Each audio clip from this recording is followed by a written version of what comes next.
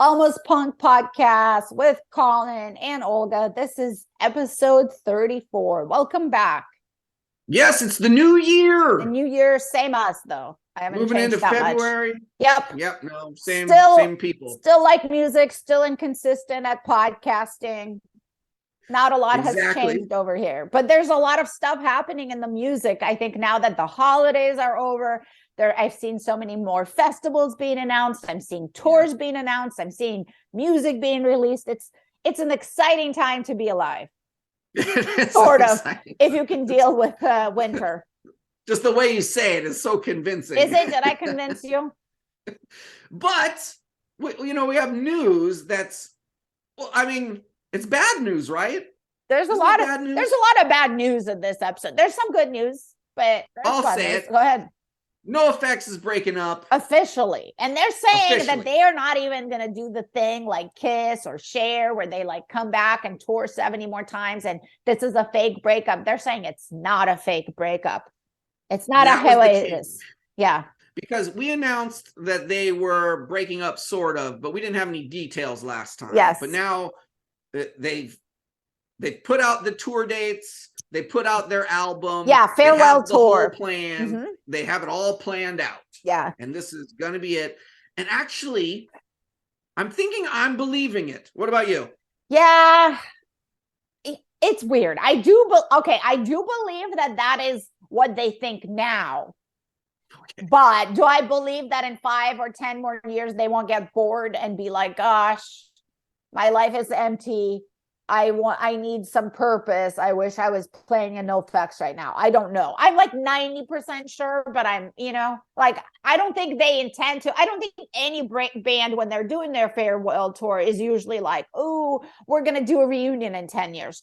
But what happens? People get bored. People, miss the old time. People miss their glory days. And yes, I know like Fat Mike already has like projects going on, blah, blah, blah, but it's not NOFX and it'll never be NOFX. And I don't know if it'll bring him as much joy or the audience as NOFX. The only thing I could come up with that I think that they would do would be one-off benefit shows for certain weird things that happen, like some sort of medical problem that someone has and they want to donate because this person needs surgery. Yeah.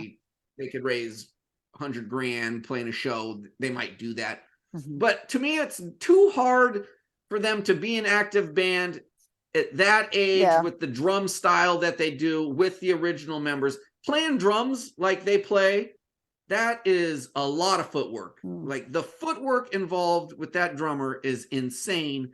And what the dude's going to be in his 50s, or I mean, he is in his 50s, right? Yeah. So then we're talking like, then he would be in his 60s. That's very difficult to sustain that. So that's, I think, one-off shows could be done, but yeah.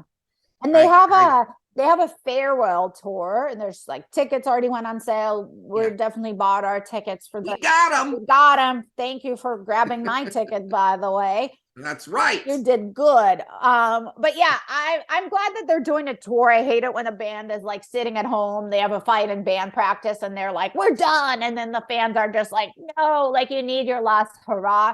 But then it's always like more bittersweet too if you see them do a good show and you have fun and you're like, oh, this is the last time. So, maybe it won't be a consistent performances if I know what to expect from this band. So maybe it won't be as dramatic. But they also have their side projects. Fat Mike is going to do, I think, more musicals. Yeah.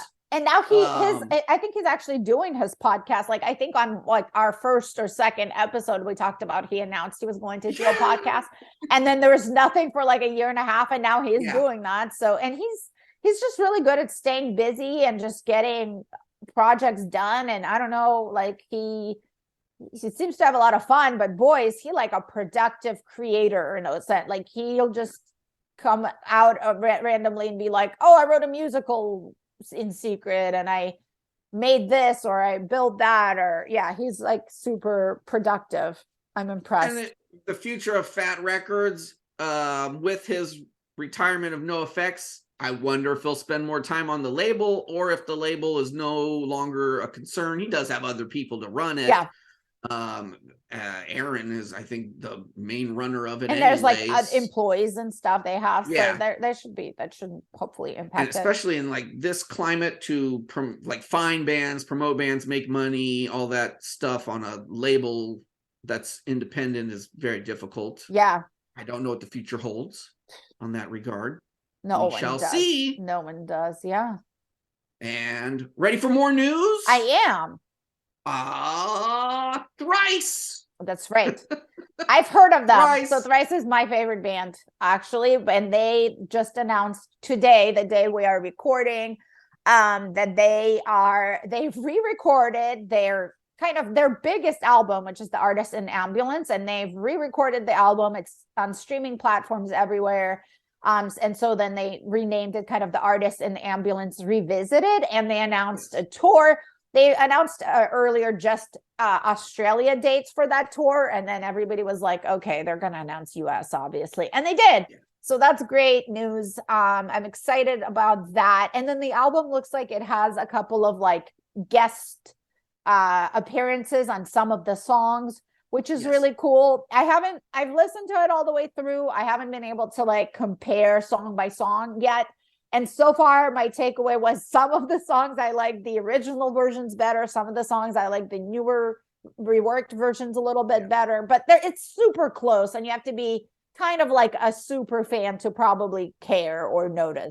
I was so confused when I read the announcement that Thrice has this new album of their old album revisited, because Artist in the Ambulance is my personal Thrice favorite album. Nice. Controversial statement, right? I guess I don't think it's that controversial. Well, but... I mean, Illusion of Safety, I think, is the real fan favorite. Oh, see, right? that's probably mine. If you're like a real fan, that's the one, and it's arguably a better album. But Artist in the Ambulance is my favorite album, and it is a hyper-produced, manicured album, not a bad note, not anything. It was their major label debut on Ireland. And it sounds like it. I mean, it is slick. But it is hella good. Yeah. Still hella good. Yeah. And so when I saw the announcement revisited, I thought, oh, remixed? They're gonna remix it. A lot of bands have been remixing that would stuff. Make sense. Okay. And then I thought, oh, well, maybe they're revisiting it. Maybe they're acoustic. It's gonna be acoustic versions of it. That's probably what it is. And then I thought, oh, you know what it also could be? It could be the leftovers. It's the B-sides from that era. No. That's what it is. And so then I go and I play it. And I'm like, what? This is the same album re-recorded with like their modern sound. Yeah. So it's like if replace the recording of Beggars or Major Minor, but put an Artist in the Ambulance in this spot. Yeah. That's what the sound is like. Yeah. And it's been driving me crazy all day long, because do I like this more? Or do I like the manicured, hyper-produced version more? And I've been going back and forth. And there's pros and cons. When you listen to Revisited on its own, it sounds awesome. Yeah. I love the guitar tones. It sounds like real music made by real people in a real place. The original version is just an awesome, massive sound. Yeah. With so aggressive like and hyper compressed guitars just blowing your face off. Yeah. The drums are just super massive drums, and the screams are multi-layered like 5,000 times per note by note perfection, not a bad note. But then you go listen to Revisited and you're like, wait a minute, well, there's problems with these vocals. He misses some of these notes. He's singing it in a different register here and there. And then I start freaking out because I think that, no, I like the original more. But that's only when I start comparing it to the Revisited one. When I listened to the first time, the Revisited one, my first thought was, yeah, this is hella awesome. It's like they re-recorded the album and made it sound good, like they actually sound. Yeah. And so I'm just torn on that. The guest vocalist, I mean, I don't remember every single line of the new album. I did listen to it. I thought, why are they here? They're not adding anything. Go away. That was my, I don't know. Go away. That was what I thought then. I still kind of think go away now. It didn't add anything for me. But it's interesting what you're saying has made me think something. And that is my question is Thrice remaking this, re-recording this album because they're like, this is our bread and butter. This album put us on the map undeniably, has put the genre on the map undeniably. And we're playing a tribute to it because it's the best thing, like one of the best things we've ever accomplished. Or option B, we don't like the sound of it. We wish it sounded different. This is not us anymore. Here's what, even if we took the same songs, here's what they would sound like now. And this is better. And the old way, we're done. And this gives us a permission to never play these songs and shows the same way again. We're playing it the new way. And I don't know where I am. I'm kind of leaning towards option B. And option B plus option C, the Taylor Swift move, where, hey, these people are getting all my money from my most popular songs. Yeah. I'm sick of that. Yeah. We could re-record this whole thing. These are our most popular songs of our career. And now we can start making some money from them instead of getting ripped off by Island Records, their record, what is that, Brian McTernan or whatever his name is, the record producer, all the people involved on that album, the multiple record label domino effect, the Spotify people that take a cut, blah, blah, blah, all that stuff. They can cut out most of those people. I mean, they still have to give Spotify money and all that stuff. But I think it's the money more than anything, because that way they get paid for the thing that actually gets streams, gets them money. Yeah. Okay, that's a good point too. But I thought of that, but I still thought this is still a good good thing. If you're a fan, it's a no-brainer to me. This one is like, oh yeah, if you're a fan of Thrice, then you gotta check this out. It doesn't suck. It's not lame. Yeah. It's not BS or I feel like they actually cared about the product they were putting out. The money issue is there, but I feel like there was some artistry involved in this re-recording. There is a purpose for it. And I do like it. And all of those reasons I think are good reasons to re-record the album. And I also think re-recording it for the money is also a good idea because, man, everyone's getting screwed so hard. Yeah. Like, it's just impossible to make money. If you, I don't know how anybody does it now to make money. You're either massive, humongously huge, or you have nothing.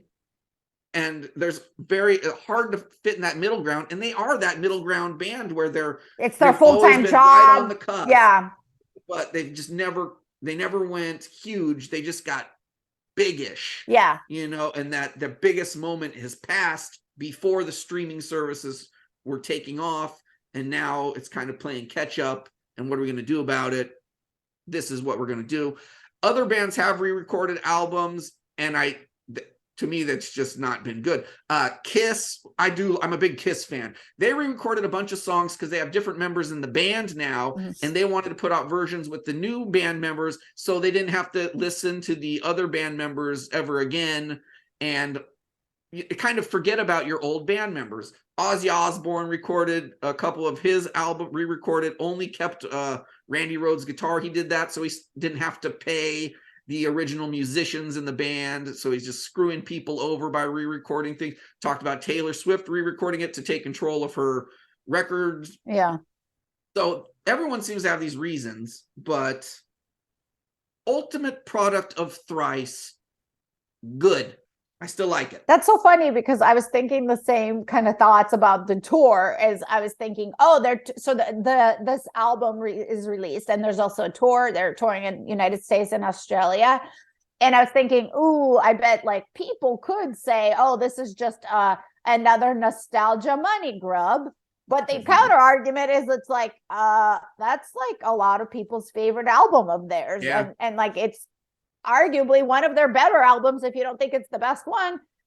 So it's like, would I rather go watch this or like go watch them not play this album? And I would rather, I'd pay money.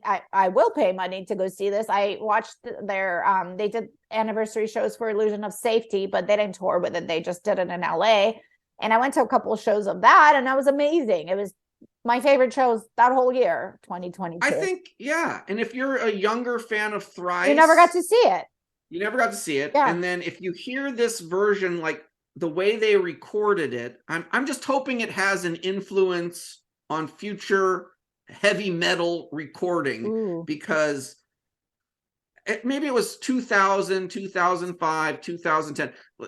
The way that heavy metal sounds has just changed to basically the same as electronic music to me. It sounds so fake that I don't even like metal music anymore. It's ridiculously fake. I might as well listen to EDM or something. So when a band goes and you can actually, it sounds real, even if they did use Axe effects or whatever. I just hope that the future of metal is more sounding like organic music than computer music. I don't think that is the future, but this album, I like it because of that. It sounds awesome to check out. Yeah, pretty exciting. And I guess we're going to talk about it in the new releases, but we're going to. I wanted to talk about it now because it's just too important to wait that long. You're right.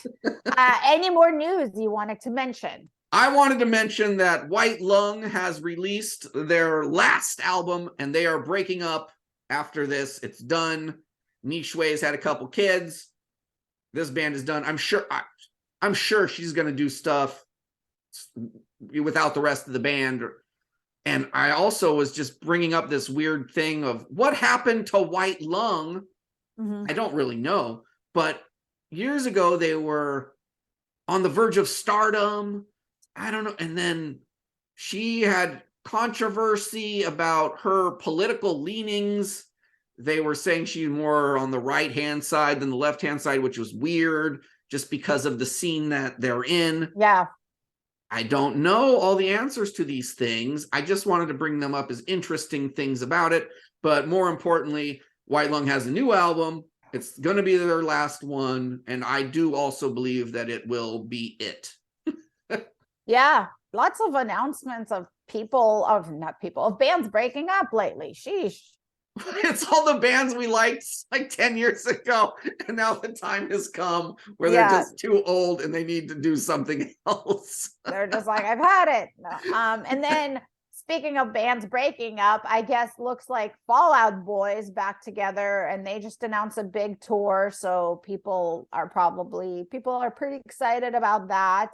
And their guitarist, not the singer guitarist, but the other guitarist, he is taking a leave of absence from the band to work on his mental health. So that was the add-on to that news there. Yeah, and it looks like, I mean, the tour is looks like there's, I don't know if all the bands are playing every show, but like Bring Me the Horizon is main support. There's like Alkaline Trio, Newfound Glory, 4 Years Strong, the Academy is. So it's kind of, it's not a festival, but it's like a mini festival. Yeah, I saw that. Like that's a pretty good lineup. The lineup is a big lineup. Yeah, it's a really big lineup. I'm curious to see if all those bands are coming on all those shows or not. But yeah, it should be that should be a fun time too. For me as a critical person of Fall Out Boy, yep, they're pop punk in some regards, emo pop punk. And I actually like it when they play what I consider their style of pop punk.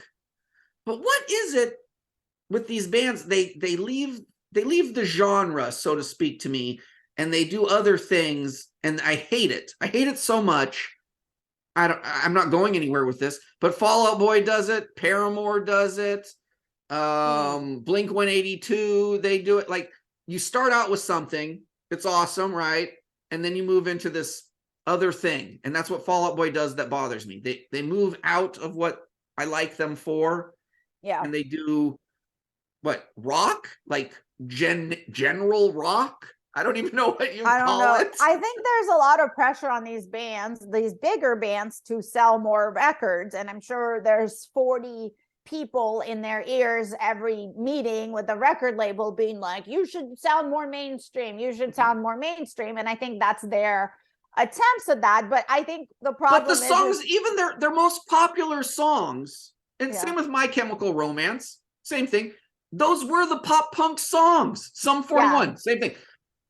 The pop punk songs were the ones that got the people into you in the first place. They got you on the radio. They made you all this money. So why are you trying to sound like Dua Lipa or whatever? I don't understand. I mean, you're preaching to the choir here. I'm with you. But I think they're probably dealing with like a middle-aged executive who wears a suit to work and is telling them this isn't relatable and this isn't going to get you on the radio. That's my guess is, because it's not the fan or that, and people also like mature and like change into stuff. Like you and I've been listening to the same stuff most of our lives at this point. But some people, like a lot of people I will meet and they'll be like, oh, I like this. I listen to this kind of music. And they tell me, oh, I listened to that in high school. And they're like, oh, I listen to like, and I'm like, what do you listen to now? And they're like, oh, hip hop and EDM. It's always hip hop and EDM. I see. And I'm just like thinking, oh, that was a phase for you. We are not the same. Like, this episode of our podcast is more of a throwback to bands that we were listening to, 10 years ago or longer. However, we do talk about modern bands that play punk today that weren't around back then too. I feel like we do a little bit of both here. Yeah. And but also it's funny because I feel like Fall Out Boy is one of those bands when they were around I wasn't into, and I like some of their songs fine. They're not like my favorite band, but I'll listen to them in my car and stuff. But I think it's just I like them so much more than a lot of music now that I thought, but when Fall Out Boy was in their peak, I was like, oh, that's a little too poppy for me. But now between Machine Gun Kelly and Fall Out Boy, I'm like Team Fall Out Boy, of course. I feel like that's the only reason we're even talking about them right now, is because we're like, absolutely, compared to what else we have out there. They're okay now. Like I can listen to Sugar or whatever the song is. I'm like, that's a catchy song. Fine. I do remember when it came out, it was like, what the hell? You gotta be kidding me, man. But now I'm thinking, please go back to playing that Sugar song than playing this other stuff that I don't even know what the heck you call it. It's garbage. And it's funny now, I don't feel like there's any pressure for radio play. Have you listened to the radio? I had stopped listening to the radio, but I was in my car. It's over. Yeah, it's done. It's the only. I think the newest song I heard on the radio was from 30 years ago, like from the 90s. Like the newest rock band they play on the radio is Red Hot Chili Peppers or the Foo Fighters. There's no rock. There's classic rock, but anything new. And then even the pop stations, they don't know what they're doing either. It's bizarre. But anyway, actually, that's the end of that. This is a good move into our new releases. Fall Out Boy do have a new song that recently came out, and it's kind of like what you were saying, where it's called Heartbreak Feels So Good. And I listened to it, and I also thought, we didn't even discuss it, but I was also thinking it's not as poppy and catchy as some of their other stuff. And that's what I kind of want and expect. Now it's like you're like a guilty pleasure band for me. Just make the hits, be poppy and be sugary pop, and that's cool.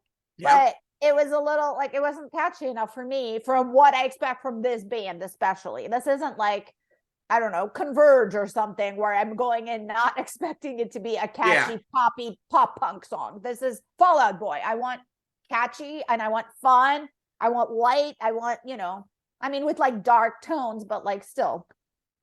But no, you ain't getting it. But moving on to the next one, Bouncing Souls had the new song, Higher Ground.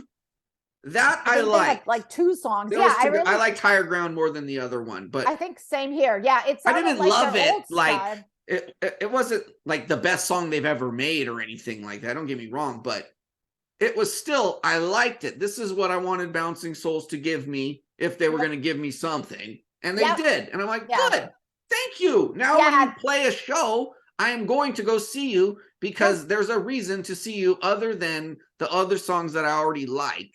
At least now I know you have something new. That's cool. Yeah, they had 2 songs. First one is like 10 Stories High, and I listened to it and I was like, okay, I like it. And then I heard Higher Ground, and the same. I was like, this is the one. As soon as it starts, I'm like, nope, this is it. This is like one of their hit songs more than, and the other one's just more one of their like less popular tracks on the album. That's how it felt to me. And then are we the bad people for clamoring for more of the same and not, please expand your artistic musical style to include insert whatever? Is that on us? I don't know. I'm torn on that. But as far as what I like, I like what I like. I know what I like. Yeah. And that leads us into the next one, BLAQK Audio, because there's AFI. Yes. There's AFI like teenage AFI. Then there's AFI college age AFI. Then there's post college AFI. Then there is, I don't know what the hell AFI is doing. Yep. And then there's BLAQK Audio that they have an overlap period. Now I don't know who's who. I don't know what they're doing. And what is going on? They are the opposite. They have moved on so far from what they were back in the day. They don't care. It's not the same crowd. They don't. And whatever they do, they still maintain a super hardcore fan base, which is just incredible. Like, I don't see that many bands in like our scene doing that. Like, it's just kind of mind-blowing to see how they move from, hardcore punk to everything on every rock variation possible, and they still maintain like die-hard fandom. People don't turn their back away. So they're definitely doing something right. They're doing many things right. Like, you have to give them credit for that. Davey Havok could go sing opera music exclusively for the rest of his life. Yep. And he would be fine. He has enough fans that will just be like, oh, Davey Havok is into opera now. That's the best opera I've ever heard. I am now into opera now too. Oh, Davey Havok is now doing spoken word poetry in a helium toned voice. Yeah. He could literally start. He could literally start at Patreon where he like uploads videos of him like humming, and people would pay his bills. Like that is correct. Like, and that is absolutely true. You're right. He can do anything. But to give BLAQK Audio credit and AFI credit, when they move on to a different thing, I don't think there is any concern or thought about, well, the mainstream needs this, or this is the way we're going to make money now, or this is what people want to hear. I don't think they care at all. They are doing their own thing, and they don't care. And I like that attitude. I like that too. And I think that's why they're successful at it, because I think they're actually like authentic about when they discover a new direction. I think they follow it authentically. They don't follow, the trends. Like, I feel like I remember when like Papa Roach was trying to sound more screamo, and they started wearing eyeliner, and it just felt like there's a lot of bands doing that, and it just felt like, oh, cool, that's what's selling now. So you're trying to pivot, and that's fine. You got to make a living. I get it. But like AFI, you're right. It never feels like they're doing it for that reason. And at least they're not following whatever is like happening right now And regardless of whether I like it personally, it's still good for what it is. Yeah. Beyond what I think. It's not punk, therefore I don't like it. It's still like, okay, well, if you compare this to anything else, I like this more than that. So, okay, Yeah. And then, so they covered Father Figure, which is a George Michael song. And I think it sounds better because not like a George Michael fan, but it's so funny because it's like, you're going to laugh because you're just talking about Davey Havok. And I'm like, there's just something about Davey Havok saying, I will be your father figure. And I was just like, this is really good. It's doing something for me. Yeah, you're right. This man can just do anything. He can literally have a YouTube channel blowing his nose and people, and he'll have like subscribers. Like, I don't know. he's like one of those lead men that is just, he was meant to be a rock star. Like, he just is. Like, everything about him is just that. Like, and he's good at it. And I'm glad that's what he decided to do with his life, because it's just, he's good at it. Yep. Right? Like, he is a front man. Like, he's a front man. Totally. Like, total leader, total like command of the stage, command of attention. Like, people are just swooning over him, like, of every sexual preference and gender spec. Like, it's just undeniable. And it is interesting as we've seen them over the years, because we've been seeing AFI live for over 20 years, and man, day one that we saw them, so we saw them first on the All Hallows EP era. I think that's when we first got into them, as I recall. He had total control of the crowd then. Yeah. And he has total control now. Yeah. Not playing the style of music has changed completely. His stage moves, I mean, he still has some of the same, but the songs don't always fit what he was always doing, right? There's a lot of different things. Does not matter in the slightest. He's still just, his control is amazing. Yeah. I'd say over the course of our lives, that when we've been going to shows, we've seen thousands of bands. Davey Havoc is at the top of performance that we've seen. I don't think anyone's better. Like, yeah, and then he still is great performance. He's not aging. That the man doesn't age. It's just like, what are you doing, Davey? Yeah. He should write a nutrition, or a wellness book, because people will also buy that. They will buy anything. They will buy it. I mean, do I own his book that he wrote? Yes, I do. So correct. We, the people, will buy anything. I would love for him to come back to rock or punk in some manner. I don't think it's going to happen, but okay, I will be there. Yeah. You will be. We'll all be there. Yeah, and then ATREYU has a new song. It's called Drowning. I thought it was good. It definitely sounds like them. It's not probably also as super catchy as some of their other stuff, but I think it's a good teaser. I'm excited to hear more from them. It was hard rock. That's the thing that I thought. I guess our generation is, I consider ATREYU part of our generation, just like AFI part of our generation or whatever. They've moved into hard rock. It's not. It wasn't like a metalcore song, really. It wasn't a heavy metal song either. This is hard rock, like what, Breaking Benjamin, or something like that. But I mean, sounds massive, sounds good. It's a hard rock song. Sounds like them. I definitely still sounds like them. Yeah, it definitely still sounds like them. So I thought that was just interesting to see, like, the evolution. They've kind of stayed within the boundaries that they established back in the day, but they were just focusing more on the hard rock part of that. I think it's because as we're aging, that just makes more sense. Yeah. When you're writing a song, you're like, this just needs to be aggressive. It needs to be heavy, but I don't want to do those things like blah, blah, blah, blah, blah anymore. I'm over it. Or I don't need to do the blah, blah, blah, blah, blah, and then go, love me. I don't need to do that stuff anymore. Let's just stick to this hard rock stuff. Okay, man. I'm going to ask you a question off script. It's not on our agenda, but what are your predictions for 2023 for music?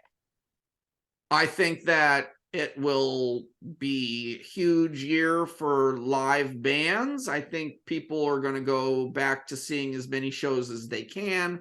I think the concerns about the pandemic and catching a disease at a concert, that they are there, but they're not going to be a main problem. It'll just be like, you'll see maybe some people wearing masks or trying to not spit into someone's face or to breathe other one, but really not much of a care. And we've seen that. We've been going to a little bit of shows here and there ourselves, And at the bar, for instance, there was like one person wearing a mask last time I went. Meant to some bigger shows and clubs. Yeah. 1 or 2 people wearing a mask. It's real. I think that's all fading out. I think it's kind of going back to normal, but the consequence is the price. That's what we're going to pay. Like the prices shows. It's whoa. I can't even believe it. I cannot believe it. Yeah. And I mean, the whole industry was like on the break for a while. So someone they have to make it up somehow. And we have to make it up apparently. Well, what do you think for you? What my thing is, I agree with what you said, especially in regards of pandemic. I know that we talked about how like kind of ska is coming back and like, things are coming back. So one of my predictions is, well, I think it seems like music festivals are just becoming even bigger than they were before. And that's also as like the pandemic rules are relaxing, but it seems like everyone's just kind of on to how much money they make. So like before, like you and I've been going to punk rock bowling for several years, and that was kind of like the big festival. And sometimes there would be like 1 or 2 other festivals that pop up that are like in the genres we like. But it's only like we're just in February, and I'm already seeing so many festival announcements of festivals I've never heard of before. That seems to be new. So it seems like that's going to be huge, even bigger now. And festivals have been a big thing in the music industry for a while, but not necessarily in the subgenres that we're into. Yeah. And also if they were bigger in Europe, I think for a long time also. Now Makes everything's sense. It's just everything's festival. And so the other thing besides like we talked about like ska coming back, and like that seems to be a thing.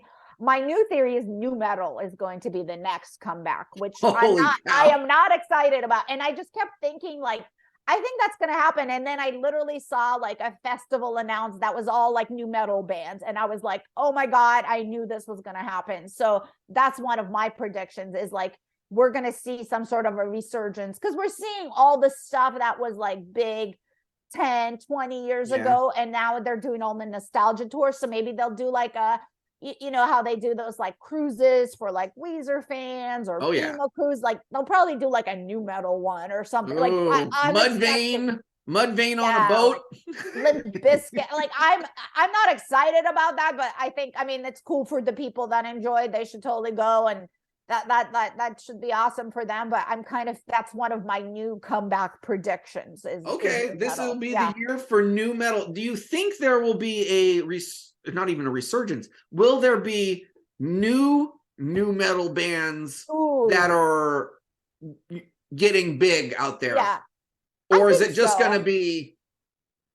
Well, it needs to start with the Fear Factory. Yeah, like I think people want to go to see like the classics, if you will. But I think if it makes a big enough comeback, I think people will start, because like already there's so much. Because here's another reason why this is the atmosphere for this to happen. Hip hop and hip hop and rock are already, there's so much collaboration with like, for example, all the Travis Barker things, like that's already happening. Okay. And there's a lot of people who are fans of both, like already. So I think it is, the stage is set for it. I don't know if people will, walk up and do and seize the moment, but the moment is here. And that's what I'm noticing. I will be interested to see in what happens. I think what you're saying is true. And I would totally be down with it if it was real instruments playing like the heavy style of music with hip hop vocals rather than the computerized music with the yelly screamy vocals. That hype, it's just which side are you on there? So I guess more Rage Against the Machine, and I'm totally awesome. I'm down with that. That's cool.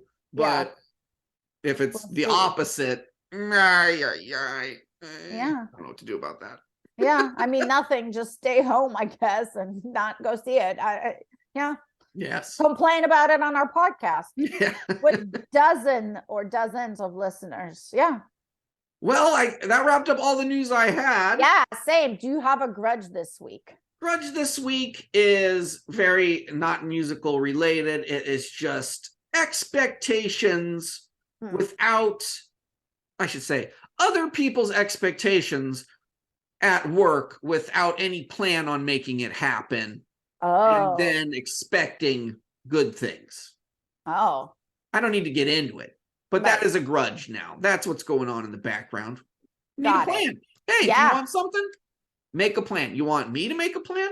I'll make a plan. You want a team to make a plan? Let's have a team make a plan. But let's not just make stupid statements with no plan and then have high expectations. That's what I'm dealing with right now. I don't think it's necessary. And you? Okay, so my grudge this week is winter. I just realized I hate winter, and I realize it every winter. It's cold, it's dark, I'm cold, I don't want to do anything, I'm miserable, leave me alone. Just everyone talk to me in March or whenever this terrible season is over. There's nothing enjoyable about it. I don't even live someplace that has snow, and it's still miserable. I hate the rain. I hate how cold it is. I hate going outside at night. I hate that it gets dark at like 5 o'clock. Just nothing, no part of it is enjoyable. And I just can't wait for spring to be here. I want to go to shows. I don't want to carry 3 jackets. I don't want to be cold anymore. Agreed. See you in March.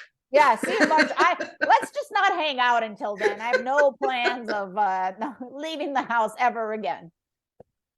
Just kidding. I'll see you this weekend, okay? Yeah, it's true. I'll see you this weekend. But outside of that, yeah, it sucks. I hate it. I hate it so much. Yeah. So this has been the episode 34 of Almost Punk Podcast. Follow us on Instagram, Almost Punk. Send us an email, almostpunkpod@gmail.com. And send us stuff that you grudge, or tell us about bands we should check out or tours we should talk about or anything like that. Sounds great. Let's do it.